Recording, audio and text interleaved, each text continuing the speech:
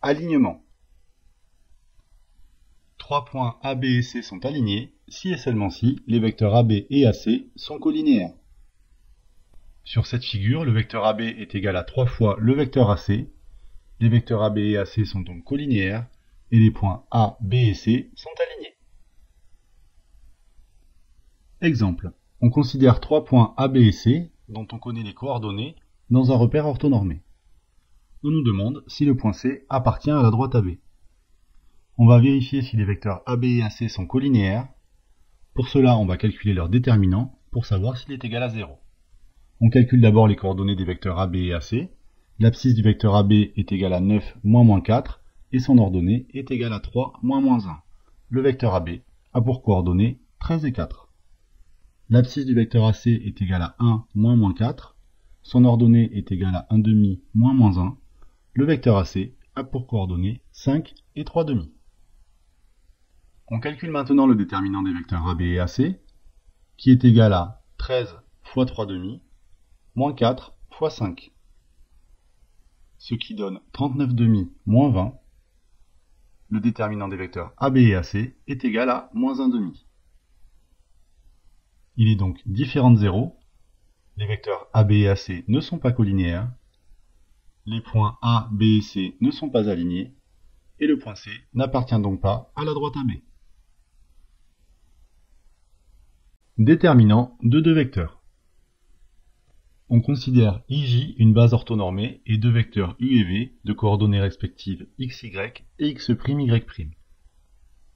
Définition.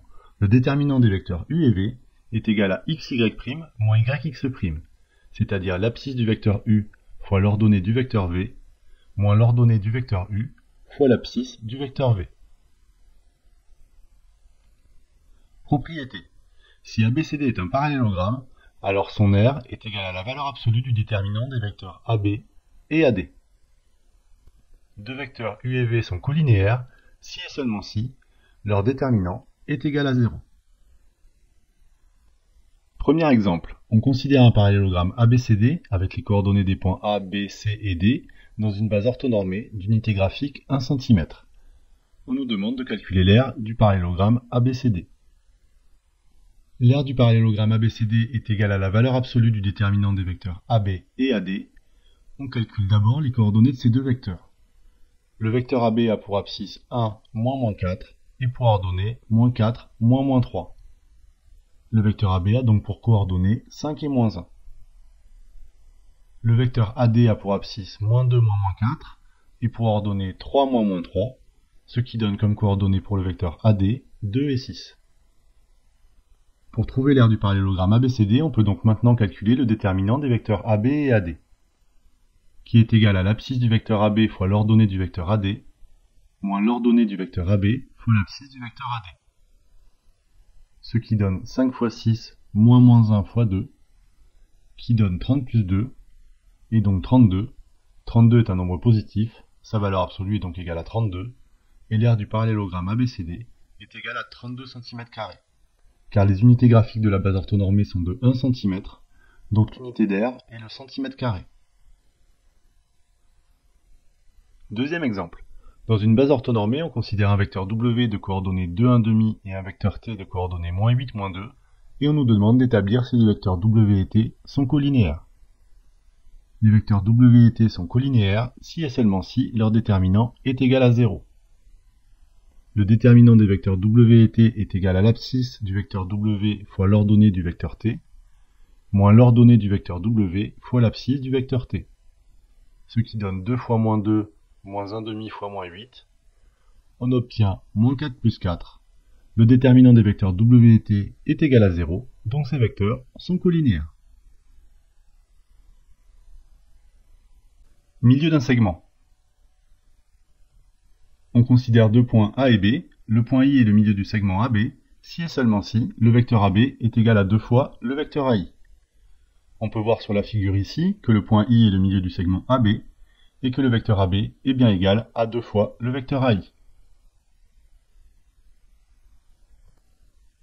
On considère maintenant deux points A et B dans un repère, le point A de coordonnées XEA, YA et le point B de coordonnées XB, YB. Le point I est le milieu du segment AB, Si et seulement si, il a pour coordonnées xi égale xa plus xb sur 2, xi est égal à la demi-somme des abscisses des points A et B, et yi égale yk plus yb sur 2, yi est égal à la demi-somme des ordonnées des points A et B. Exemple.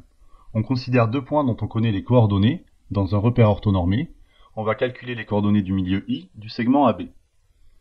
On utilise la formule xi égale xa plus xb sur 2 pour calculer l'abscisse du point I, qui donne xi égale 2 plus moins 1 sur 2.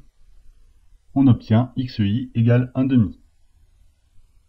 On calcule maintenant l'ordonnée du point I avec la formule yi égale yk plus yb sur 2, qui donne yi égale 1 plus 5 sur 2. On obtient yi est égal à 3. Le point I a donc pour coordonnées 1 demi et 3. Parallélisme. Deux droites AB et CD sont parallèles si et seulement si les vecteurs AB et CD sont colinéaires. Sur cette figure, le vecteur AB est égal à moins 2 fois le vecteur CD. Les vecteurs AB et CD sont donc colinéaires et les droites AB et CD sont parallèles. Exemple. On considère 4 points A, B, C et D dont on connaît les coordonnées dans un repère orthonormé. On nous demande si les droites AB et CD sont parallèles. On va vérifier si les vecteurs AB et CD sont colinéaires. Pour cela, on va calculer leur déterminant pour savoir s'il est égal à 0.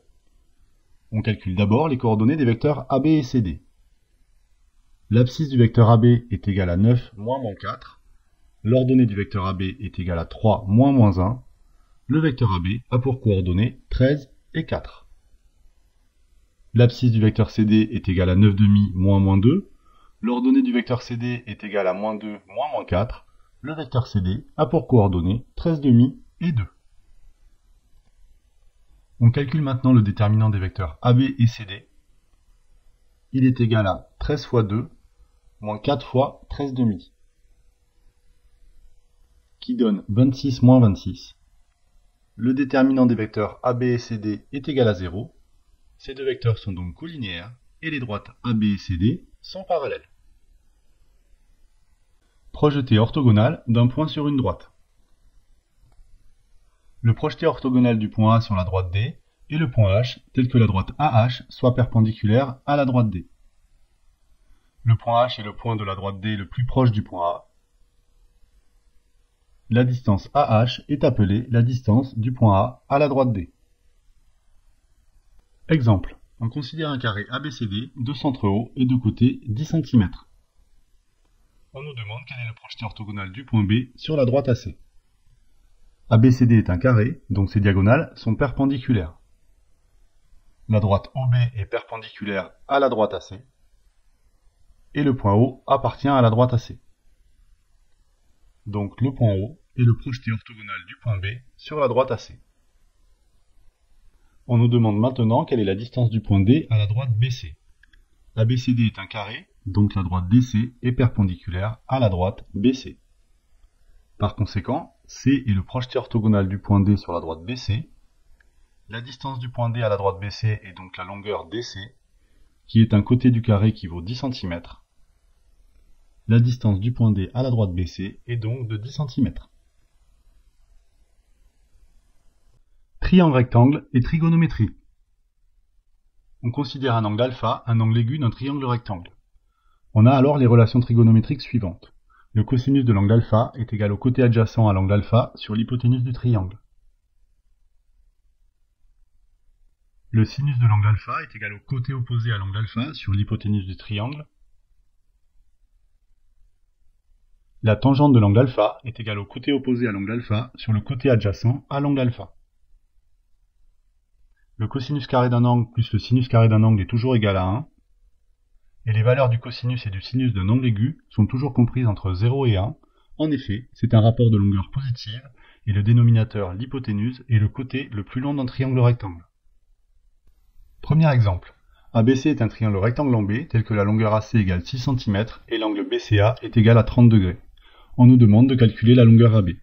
Dans cet énoncé, on connaît l'angle BCA et on connaît l'hypoténuse du triangle.